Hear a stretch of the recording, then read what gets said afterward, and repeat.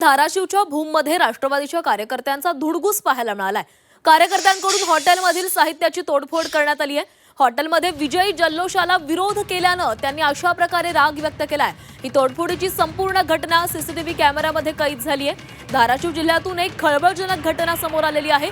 भूम तालुक्यात राष्ट्रवादी काँग्रेसच्या कार्यकर्त्यांनी हॉटेलची तोडफोड केल्याचा प्रकार उघड झालेला आहे। टेबलवर नाचू नका असं सांगितल्याच्या कारणावरून कार्यकर्त्यांनी हॉटेलमधील साहित्य फोडलेलं आहे। ही संपूर्ण घटना तिथल्या सीसीटीव्ही कॅमेऱ्यामध्ये कैद झालेली आहे। पाथरूड गटातून राष्ट्रवादीचे उमेदवार अमोल भोरे जिल्हा परिषदेला निवडून आल्यानंतर कार्यकर्ते जल्लोष करत होते आणि त्यांना हॉटेलमध्ये जल्लोष करण्यास विरोध केल्यानं ही तोडफोड केल्याचा आरोप हॉटेल मालकानं केला आहे। 11च्या दरम्यान राष्ट्रवादीची रॅली चालू होती, विजय रॅली चालू होती। त्याच्यानंतर ते दोघं तिघ जण इथं जेवायला आले।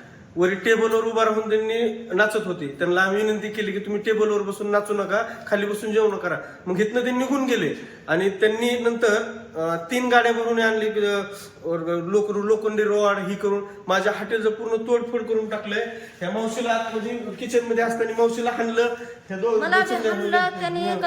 पूर्ण हॉटेलचं लॉस करून करू नका म्हणलं तर त्यांनी का नाही मला त्या रॉडनं हाणलाले आणि 2 माणसाला वेटरला ते हाणले तर मध्ये जाऊन त्या किचन मध्ये येऊन